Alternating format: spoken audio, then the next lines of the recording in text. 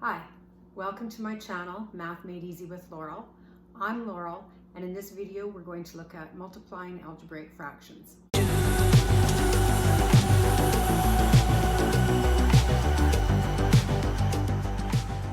going to start by reviewing numerical fractions just to refresh what the rule is, and then we'll carry that on to algebraic fractions.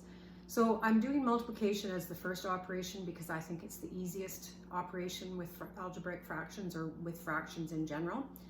The rule is very simple compared to some of the other operations. With multiplications, all you need to do is multiply the numerators for your new numerator, multiply the denominators for your new denominator. That's it. Some people think of cross multiplication when they hear multiplication, but that's a different approach. I'll just show you when you use cross multiplication. You would use the process of cross multiplication if you were solving this type of equation. You can cross multiply, and we're going to get into that when we get into solving equations. That's not what we're doing here. All we're doing is multiplying fractions. So my result, or my product, will be 2 times 4, 8, over 3 times 5, 15. That's it.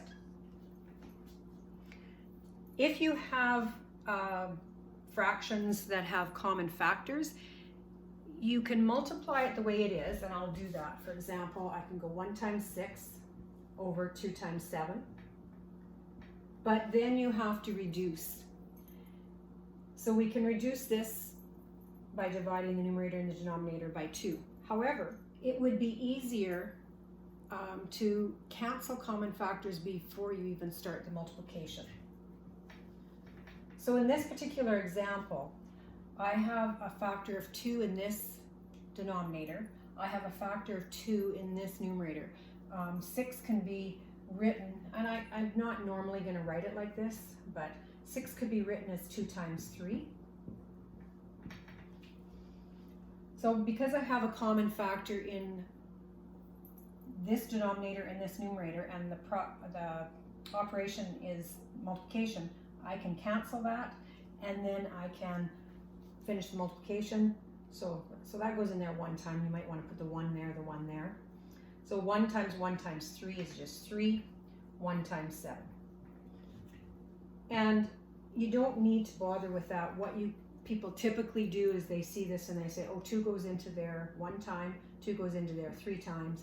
So my product will be 1 times 3, which is 3 over 1 times 7. So that will make it easier to simplify. If you do all of your factoring, you shouldn't have to simplify when you get a result, because simplifying can get difficult if you have a lot of common factors and you don't cancel them out first. Then you're going to have to try to divide by all of those when you get a final result. So that's basically the process of multiplying fractions. Let's apply it to algebraic fractions.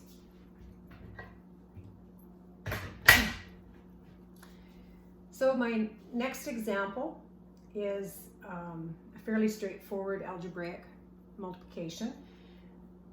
These are all factors. There's no addition or subtraction operation in here, so I can cancel. I can always cancel factors. So I look to see what I can cancel.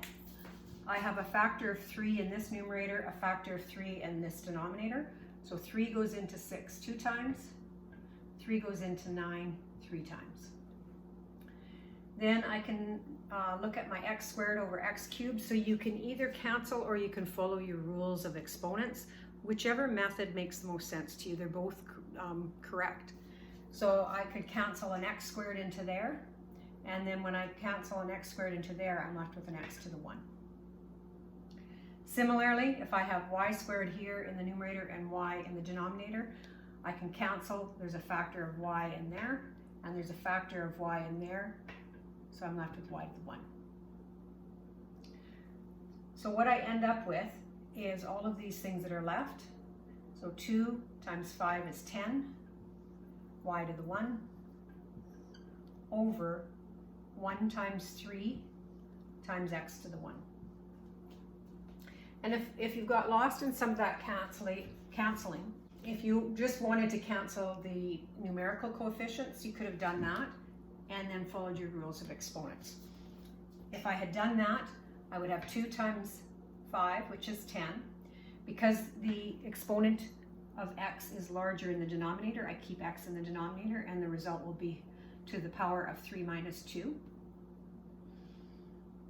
I have 3 as a numerical coefficient in the denominator, and then because y squared is larger than y, I keep my power of y in the numerator, and the result will be, when you divide, you subtract the exponents of 2 minus 1 is 1.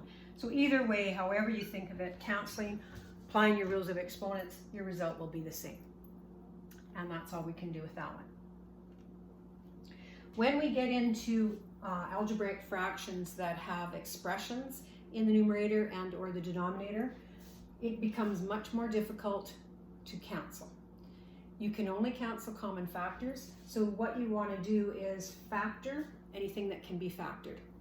So in this case, I have 2, I can factor out a 2 times t minus b over t times 3t over t minus b. So now this is a factor, this is a factor, this is a factor, this is a factor, this is a factor, this whole thing is a factor, that whole expression. I'm just going to put brackets around there so that you understand that it's t times this whole expression. Now that I have everything factored, I can cancel common factors. So I have a factor of t minus v in the numerator and 1 in the denominator. I have a factor of t here and t here. And I'm not going to bother putting the ones, just it might make it look more confusing for you, so I'm just going to leave it like that. And then my final result will be 2 times 3, which is 6, over, this is a 1 times a 1, which, anything over 1 is just itself. So that would be the result of this multiplication. In this example, we have a fraction here that can't be factored, the numerator or the denominator, but in the second fraction, both the numerator and the denominator can be factored, so we're going to do that before we do anything else. Remember, we cannot cancel terms. I'm sorry if you get tired of me saying that, but students do it so often that I feel it needs to be repeated once in a while. All right, so we're going to factor out a 4 out of the numerator, and I'm left with 4x plus y. In the denominator, it's a trinomial. Leading coefficient is a 1.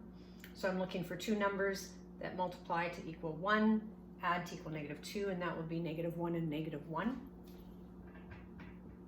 So my factors will be x minus y times x minus y. Now that it's factored, it becomes fairly easy to cancel common factors. So I have a factor of x minus y in the numerator, and I can only cancel one of them in the denominator. If it's 1 in the numerator, only 1 in the denominator. I have a factor of x plus y in the numerator and 1 in the denominator. That's it. So I'll be left with 4 over x minus y. So once it's factored, factoring is probably the toughest part of it, but once it's factored, remember, cancel common factors in the numerator and the denominator, and then if you've done all the possible canceling, then what you're left with should be automatically simplified. Let's do one last example. All right, in this particular example, there's a lot of factoring that we need to do before we can do the multiplication, because right now we don't have any factors that we can cancel. I'm just going to, as an aside, well, let's do the numerator here. I can factor out an m, and then I'm left with m plus 5. To factor this, I'm just going to do it at the side.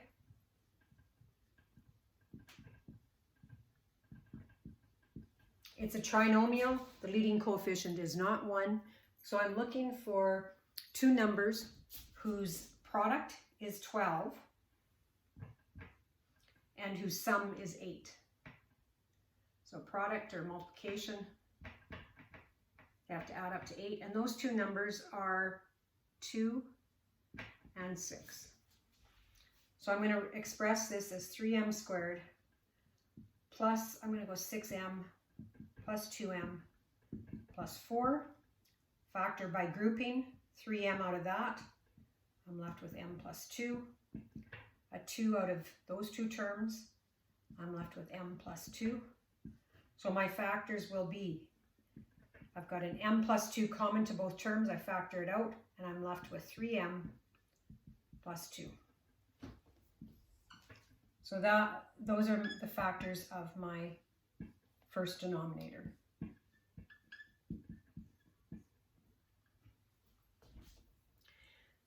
For this numerator, I can factor out 2 to begin with. I'm just going to do this at the side as well, because I want to totally factor it all at once. You don't need to, but I have limited board space, so I need to get it totally factored in this step. So 2m squared minus 8. My first step would be to factor out a common factor of 2 out of both terms, and I'm left with m squared minus 4. That's a difference of squares. So my factors are,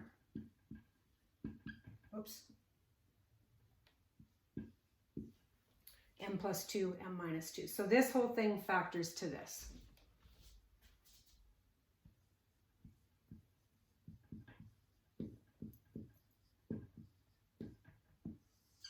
And then this denominator, I can do it all at once because it's a trinomial with the leading coefficient equal to 1, so it's a little easier than this one. I'm looking for two numbers that multiply to equal -10 and add to equal +3. So those two numbers are 5 and -2. They multiply to equal -10, they add to equal 3. So my factors will be m plus 5 and m minus 2. So take as many steps as you need to totally factor. Let's get rid of this now. To totally factor all of your numerators and all of your denominators. Once everything's totally factored, then you can start canceling common factors. So I have a factor of m plus 5 in the numerator and in the denominator, so I can cancel it. I have an m plus 2 in this denominator and in the numerator. I have a factor of m minus 2 in both the numerator and denominator, so I can cancel it. That's all I can do. So now I'm left with 2 times m divided by 3m plus 2. And that's my final result. So that's what is required when you're multiplying fractions, in particular algebraic fractions. Factor everything, cancel common factors, and then you should have a simplified result. You just multiply what's left in your numerators, multiply the factors that are left in your denominator. The next video is going to be on dividing fractions, and in particular dividing algebraic fractions, but you almost know it. If you know multiplication of algebraic fractions, division of algebraic fractions is almost the same thing. There's just a little bit that you're going to do first. So practice multiplying algebraic fractions, and then when you're ready, join me for the next video. Take care. See you then.